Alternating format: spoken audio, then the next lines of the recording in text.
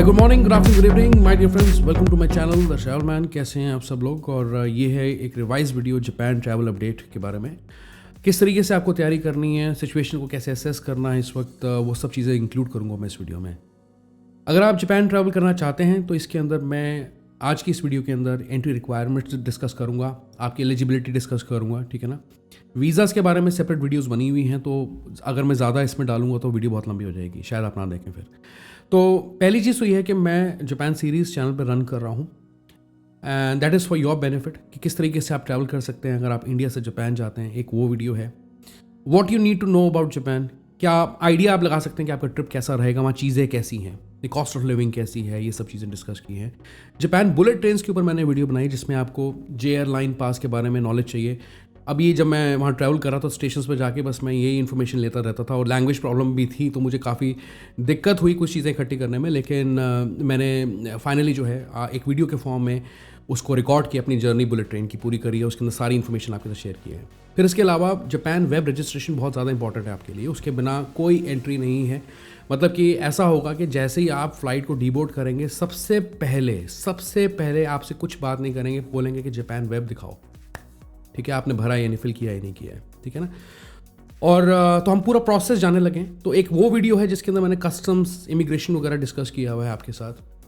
First impression of Japan, Tokyo city, ये वो तो व्लॉग फॉर्म में आ गई चीज़ें। जापान वीज़ा के बारे में मेरे क्या एक्सपीरियंसेस थे, कितने चैलेंजेस आए मुझे, यहाँ क्या क्या डॉक्यूमेंट्स लगाने पड़े, एडिशनली क्या मांगा, वो मैंने वीडियो बनाई थी।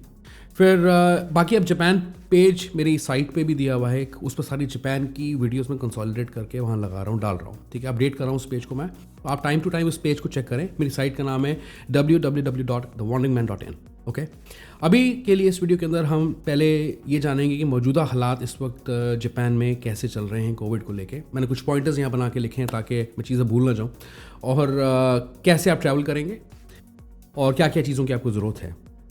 और हाँ, सबसे ज़्यादा इंपॉर्टेंट चीज़ आपका सवाल मेन कि पीसीआर टेस्ट कहाँ से कराने हैं सस्ते, क्योंकि आपको पता है कि आप इंडिया आना है तो PCR test for the timing until further notice आपको कराना पड़ेगा। तो कोविड की अगर मैं यहाँ पे बात करूँ तो जापान के केस में अभी दिसंबर 30 का जो डेटा निकल के आया है हमारे पास, वो है 1,48,000 केसेस का, ठीक है। लेकिन पिछले कुछ हफ्तों से जो फ्राइडे का डेटा को अगर आप कंपेयर करेंगे तो केसेस मतलब 24-25 हज़ार केसेस कम आ रहे हैं, ठीक है। हाउएवर, हाँ, मतलब कि 1 लाख 1.5 लाख केसेस आना फिर भी हाई है, ठीक है। अगर 26,000 केसेस कम आ भी गए, doesn't make a big difference. On the other hand, how do they classify their COVID severity? Okay, they are following 5 tier system for that. Right now they are currently at tier 2। तो उनकी जो Covid की situation है वो tier 2 में classify उन्होंने करके रखी है, and they are planning to downgrade it by this year as in the first half of this year, which is a good thing, good news, ठीक है ना। तो ये कोविड के हालात आपको मैंने करंट फिगर्स बता दी हैं, बैकग्राउंड में जाने की ज़रूरत नहीं हो, क्योंकि अगर आप मैं दिसंबर 2020 से उठाऊंगा अगर डेटा और अब तक का आपको बताऊंगा तो ऐसे तो 2,29,30,00,000 केसेस हो गए, तो उसको it is not relevant for us. चलिए, अब एंट्री रिक्वायरमेंट्स की मैं फटाफट से आपके साथ बात कर लेता हूँ। और उससे पहले अगर मैं चाइना की बात करूँ थोड़ी सी, तो they are preparing for it. तो उन्होंने क्या है कि मैंडेट कर दिया पीसीआर टेस्ट रिपोर्ट उन लोगों के लिए, और उन्हें अपनी होम कंट्री से चाइनीज़ टूरिस्ट को पीसीआर टेस्ट कराना पड़ेगा। कुछ फ्लाइट्स हांगकांग की ये बैन करने जा रहे हैं, मतलब कि फॉर द टाइम भी। लेकिन ये डेवलपमेंट उन्होंने अपनी तरफ से जो बेस्ट वो कर सकते थे उन्होंने किया है, चाइना की सिचुएशन को सामने रखते हुए। खैर, हम बात करते हैं एंट्री रिक्वायरमेंट्स की। सबसे पहले क्या होता है, note down these things. Japan web registration आपको करना पड़ता है, एयर टिकट्स आपको रिटर्न चाहिए यहाँ पे, होटल बुकिंग्स आपको रिजर्व्ड जो है चाहिए होती हैं बुकिंग। ज़रूरी नहीं आप उनकी पेमेंट करें, क्योंकि जब आप वीज़ा लगाने जाएंगे तो उन्होंने मुझसे रिजर्व्ड मतलब डमी टिकट, फ्लाइट टिकट मांगी थी, और प्लस उन्होंने मेरे से रिजर्व्ड होटल बुकिंग्स मांगी थी विदाउट पेड, अनपेड। मैंने होटल पे जाके पे किया था। तो आपको basically air tickets, hotel bookings चाहिए। करेंसी आप ले सकते हैं, जो मैंने कैरी किया था वो किया था $500, जिसमें से $400 मैंने एयरपोर्ट पे एक्सचेंज करा लिए थे, और मुझे $1 के बदले 186 येन मिले थे। अब ये एक्सचेंज रेट तो यार रिवाइज ऊपर नीचे जाता है, तो इसको आप ना देखें, बट मैंने आपको अपना आइडिया दे दिया है, ठीक है। वीज़ा जो होता है, वीज़ा आपको चाहिए होता है, स्टिकर वीज़ा आप ले सकते हैं, 15 दिन का आपका ये वीज़ा लगता है, ठीक है। वैलिडिटी उसकी होती है 3 महीने की। मेरी वीज़ा की वैलिडिटी फेब तक थी, 2023 तक, लेकिन मैंने पहले नवंबर में ट्रैवल कर लिया, तो 15 दिन मुझे मिले। फिर मेडिकल इंश्योरेंस जो है मैंडेटरी नहीं है इनके केस में, लेकिन अगर आप जापान वेब पे भी जाएंगे ना तो इन्होंने एडवाइस किया लोगों को कि आप मेडिकल इंश्योरेंस कैरी करें। तो मैंने एक मेडिकल इंश्योरेंस की कॉपी भी अपलोड कर दी थी, हालांकि ज़रूरी नहीं है पर आप कैरी ज़रूर करना मेडिकल इंश्योरेंस यार, इसमें कोई गड़बड़ी मत करना। ICICI लोम्बार्ड मैं काफ़ी बार मतलब जो भी थाईलैंड जाते हैं लोग या और कंट्रीज़ में जाते हैं उनको यही रिकमेंड करता हूँ, ICICI लोम्बार्ड आप ले लो। HDFC एग्रो कैशलेस हैं ये, टाटा AIG बजाज आलियंस, इनमें से कोई सी भी इंश्योरेंस आप लेके जा सकते हैं। वैक्सीनेशन की थोड़ी सी बात करूं यहाँ पे, इंपॉर्टेंट थिंग, आप वर्ल्ड में कहीं पे भी ट्रैवल करें, मेक श्योर कि आपका जो वैक्सीन का सर्टिफिकेट है वो आपके पासपोर्ट के साथ लिंक्ड हो। जब आप वैक्सीन लगवाने जाते हैं यूजुअली लोग आधार कार्ड दे देते हैं या कोई और डॉक्यूमेंट्स, ड्राइविंग लाइसेंस दे दिया, ये सब दे दिया, तो वो नहीं करना है आपने। जब आप वैक्सीन लगवाते हैं तो मेक श्योर कि आप अपना पासपोर्ट दें या पासपोर्ट नंबर स्पेसिफाई करें। अगर आपने ऐसा नहीं किया हुआ है तो घबराने की जरूरत नहीं, कोविन पोर्टल पे जाके स्पेशल लिंक दिया हुआ है जहां पे आप जाके अपने पासपोर्ट को लिंक कर सकते हैं वैक्सीनेशन कार्ड के साथ, सर्टिफिकेट्स के साथ। तो वो आपने एक स्टेप जरूर कर लेना, वो बहुत काम आता है वेरिफिकेशन में। अगर कोई वेरीफाई करता है तो उस वक्त ये चीज़ें काम आती हैं, ये पासपोर्ट ही उठा के देखा जा सकता है, राइट। और इसके अलावा मैं और आपसे क्या बात कर सकता हूँ कि कोविड शील्ड वैक्सीन एस्ट्राजेनेका भी जिसे कहा जाता है, वो भी आप लगवा सकते हैं, उसको लगवा के भी ट्रैवल कर सकते हैं। कोवैक्सीन अगर आपको लगी है, जैसे मुझे कोवैक्सीन लगी है तो मैं ट्रैवल करके आऊँ आपके सामने जापान, ठीक है, तो वो भी चलेंगी। और कोवैक्सीन लगी हैं, सब एक्सेप्टेबल हैं, जो WHO अप्रूव्ड है सारी एक्सेप्टेबल हैं, ओके। तो ये 2 चीज़ें थी वैक्सीन को लेके। अब यहाँ पे अगर आपको 3 डोजेस लगी हैं, ठीक है, बूस्टर शॉट लगा है आपको, 2 डोजेस के अलावा बूस्टर शॉट लगा है, तो आपको कोई भी RT-PCR टेस्ट अपनी होम कंट्री से कराने की जरूरत नहीं है, ओके। आप सिंपली अपने वैक्सीन के सर्टिफिकेट्स जो बूस्टर शॉट के साथ हैं उन्हें अपलोड कर दें जापान वेब, तो आपका स्टेटस ग्रीन आ जाएगा, वहाँ पे ग्रीन आता पता नहीं ब्लू हो जाता, राइट। और अगर आपको 2 डोजेस लगी हैं, जैसे मुझे लगी हैं 2 डोजेस, तो मेरे को RT-PCR टेस्ट अपनी होम कंट्री से कराना था, ठीक है। उसकी वैलिडिटी जो है 72 आवर्स की होनी चाहिए, तो आप जाने से एक दिन पहले अपना टेस्ट करा सकते हैं, ऑलराइट। अब क्या होता है जब आप वहाँ पहुँच जाते हैं, जापान वेब पे क्लियरेंस आपको मिल गई और फिर आपने सारे डॉक्यूमेंट्स रेडी कर लिए, फ्लाई कर जाते हैं। वहाँ जब लैंड करते हैं तो सबसे पहली चीज़, जैसे मैं पहले भी कह रहा था, जापान वेब चेक करेंगे, जैसे ही बाहर निकलोगे करेंगे। अगर आपके पास इंटरनेट कनेक्टिविटी नहीं है तो एयरपोर्ट का फ्री वाईफाई यूज़ कर सकते हैं आप, और बहुत फास्ट है वो, तो आप जापान वेब अपने फ़ोन में खोल के दिखा दे, चलेगा। प्रिंटआउट्स कैरी करने की ज़रूरत नहीं है, और ऐसा कुछ हार्ड एंड फास्ट रूल नहीं है उन्होंने बनाया हुआ। खैर मैं प्रिंटआउट्स में लेके गया था उसको। फिर आपको जब आप जापान वेब की क्लियरेंस ले लेते हैं उनसे एयरपोर्ट पे, स्कैन वो करते हैं आपका जापान वेब, तो आपको हेल्थ काउंटर्स पे जाना पड़ता है। हेल्थ काउंटर्स पे आपको एक बार वो स्कैन कर लेते हैं, थर्मल स्क्रीनिंग होती है आपकी, प्लस आपसे पूछते हैं कि क्या आपको कोई सिम्टम्स हैं, आपको खांसी जुकाम या कफ कोल्ड फीवर वगैरह जैसी कोई चीज़ है, वो आप डिपेंड करता है कि आपकी हेल्थ स्टेटस क्या है उस वक्त। उसके बाद आप वो क्लियर करने के बाद, मतलब उससे पहले आपको एक हेल्थ कार्ड इशू किया जाता है। तो जैसे आपसे ये कॉन्फर्मेशन लेते हैं तो आपको एक हेल्थ कार्ड दिया जाएगा, उसके अंदर अगर कोई भी असिस्टेंस आपको चाहिए कोविड के रिलेटेड वो आपको मिल जाती है।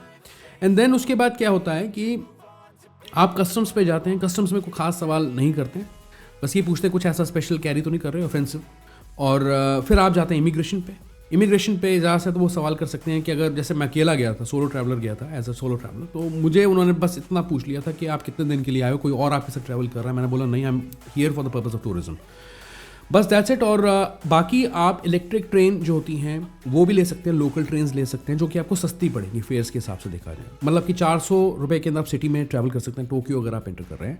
या आप जो उनकी एयरपोर्ट एक्सप्रेस लाइन है वो थोड़ी महंगी है, 1700-1800 रुपये के अंदर आपको जो है वो पड़ता है एक वन साइड फेयर उसका, लेकिन आधा घंटा आपको सिटी तक पहुंचने में लगता है, क्योंकि 30-40 किलोमीटर्स है, आई थिंक ज़्यादा ही होगा, 30-40 किलोमीटर से भी ज़्यादा ही होगा। और इसके बाद नहीं तो बसेस भी ले सकते हैं, लेकिन डिपेंड करता है भी कोविड की सिचुएशन की वजह से वहाँ पे मैन पावर कम है, जिसकी वजह से सभी रूट्स पे बसेस नहीं चल रही हैं। तो हो सकता है, डिपेंड करता है आपकी होटल की लोकेशन कहाँ की है, ऑलराइट। तो ये भी मैंने आपको बता दिया। मास्क पहनने बहुत ज़रूरी है वहाँ पे, बिना मास्क के वहाँ गुजारा नहीं चलता। और बाकी जो चीज़ें हैं, cost of living is okay. मुझे जो डेली एक्सपेंसेस की मैं बात करूँ उस हिसाब से मुझे जापान महंगा नहीं लगा। कुछ चीज़ों में हो भी सकता है नहीं भी, लेकिन उस हिसाब से महंगा मुझे नहीं लगा है, ठीक है ना। और 4:30 बजे जो है आपका सनसेट हो जाता है और 5 बजे तक अंधेरा पड़ जाता है शाम के। तो जो भी प्लानिंग करनी है, जो भी घूमना है, जो आइटनरी आप बना रहे हैं, उसको उस तरीके से करना कि आप दिन दिन में कुछ जगहें देख पाओ, और शाम को जो देखनी है वो बात अलग है। नाउ अब सवाल ये उठता है कि when you returning to India, अब कोविड-19 PCR टेस्ट रिपोर्ट आपको वहाँ से करवा के चलनी पड़ेगी, और उसकी वैलिडिटी होनी चाहिए 72 आवर्स। मतलब कि अगर आप इंडिया टू जापान ट्रैवल करते हैं 2 डोजेस के साथ, तो आपको पीसीआर टेस्ट कराना, उसकी वैलिडिटी 72 आवर्स की ही है। बूस्टर शॉट वालों को जिन्होंने लगवाई ही 3 डोजेस, तो उन्हें कोई ज़रूरत नहीं पीसीआर टेस्ट कराने की। लेकिन अगर आप वापस इंडिया आने लगे हैं, चाहे आपको बूस्टर शॉट लगी है, चाहे आपको 2 डोजेस लगी हैं, तो आपको पीसीआर टेस्ट मैंडेटरी जो है यहाँ पे कराना पड़ेगा। उसकी वैलिडिटी 72 आवर्स की है। और गाइज, अगर आप हांगकांग और जापान से ट्रांजिट करके आते हैं, तो ट्रांजिट के लिए भी आपको एक आरटी-पीसीआर टेस्ट अपना करवाना पड़ेगा और उसे अपलोड करना पड़ेगा एयर सुविधा पोर्टल पे। लेटेस्ट गाइडलाइंस जो हैं दिल्ली एयरपोर्ट ने निकाली हैं कुछ, और उसमें ये चीज़ कही है कि जो भी ट्रांजिट पैसेंजर्स हैं उन्हें भी आरटी-पीसीआर टेस्ट कराना पड़ेगा और उसे अपलोड करना पड़ेगा एयर सुविधा पोर्टल पे। ठीक है ना। अब पहली चीज़ आपको जो ध्यान रखनी है, अगर आप वहाँ पे टेस्ट कराने लगें, क्योंकि देखो वहाँ लैंग्वेज प्रॉब्लम है, थोड़ा इन चीज़ों को ध्यान रखना, इन चीज़ों को पूछना। ओके, तो पहली चीज़ तो ये है कि आपका जो सर्टिफिकेट है वो इंग्लिश में होना चाहिए, और आप जब अपना टेस्ट कराते हैं तो अपना पासपोर्ट उनको दीजिए और पासपोर्ट नंबर से ही उसे लिंक करवाएं, पहली चीज़। ठीक है। फिर इसके अलावा एक कुछ टैक्स वहाँ का लग सकता है आपको, या इंस्पेक्शन फ़ीस लग सकती है, या विटनेस इशुएंस फीस लग सकती है। वो इसलिए होती है बिकॉज वो 1000 येन की आपको वो एक्स्ट्रा जो है पड़ सकती है। मतलब कि they will just print your vaccine certificate in English. तो वहाँ पे प्राइसेस वेरी कर रही हैं। जो चीपेस्ट ऑप्शंस हैं वो मैंने आपके लिए यहाँ पे निकाल के रखे हुए हैं। ऑलराइट, तो वो मैं आपको बारी बारी जो है दिखा देता हूँ अभी स्क्रीन पे, आप उन्हें देख लें। अगर आप टोक्यो में टेस्ट कराते हैं, ऐसी भी कुछ जगह हो सकती हैं जहाँ पे 5000 येन एडिशनली आपसे ले लें इंग्लिश सर्टिफिकेट के लिए। तो अब सारी चीज़ें असेस करने के बाद जो मैंने लिंक्स निकाल रहे हैं वो थोड़े आपके लिए हेल्पफुल हो सकते हैं और आपको सस्ते पड़ सकते हैं टेस्ट। ठीक है ना। जिन्होंने कोप जाना है, और कोप के लिए जो है हमारे पास ऑलरेडी लिंक आ गया, तो उसका जो पूरा एड्रेस है, लिंक है, वो डिस्क्रिप्शन में आपको इस वीडियो के मिल जाएगा। ठीक है ना। तो कोप में आप टेस्ट करा सकते हैं, जैसे कि 2500 येन के अंदर, जैसे किसी ने हमें जो वहाँ पे होंगे लोकलाइट, तो उन्होंने शेयर किया था हमारे साथ, और उसकी लोकेशन एड्रेस वगैरह भी शेयर किया। तो जो लोग कोप जा रहे हैं वो उस लिंक को फॉलो करें या उस एड्रेस को फॉलो कर लें। बाकियों के लिए जो मैंने लिंक निकाले हैं, जो टोक्यो में हैं, टोक्यो में बड़ी जगह होता है पीसीआर टेस्ट, शिंजूकू, शिबुया, गिंजा, तो इन सब जगहों पे आपको टेस्ट अखियाबारा में है। ये 2-3 मेन प्रोमिनेंट जगह जहाँ पे बहुत सारे कोविड आरटी-पीसीआर टेस्ट के सेंटर्स भी हैं, और आपके पास हो सकता है वहाँ पे चीपेस्ट ऑप्शन को निकल भी आए। तो अभी तक के लिए जो चीपेस्ट ऑप्शन है वो हम देखने जा रहे हैं। तो पहला लिंक तो ये है, ये जापानीज़ में सारे पेज खुल के आते हैं, शिबुया स्टोर लिखा है ऊपर, और आप इसे ट्रांसलेट कर लें पहले इंग्लिश में।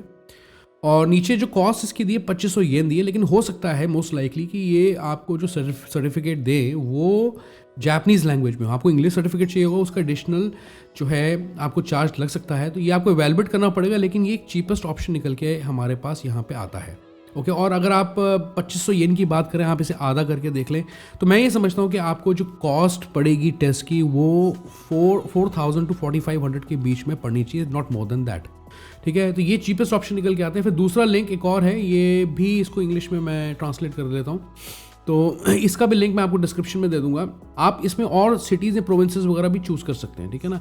फिर एक ये है, अखियाबारा में है, लेकिन ये मुझे थोड़ा सा हायर साइड पे लगा है, तो इसके प्राइसेस थोड़े हाई हैं, तो आप इसको इग्नोर भी कर सकते हैं, लेकिन मैंने आपके रेफरेंस के लिए दे दिया है क्योंकि यहाँ पे काफ़ी सारे ऑप्शंस हैं और अखियाबारा बहुत एक्सेसिबल लोकेशन भी है आपके लिए।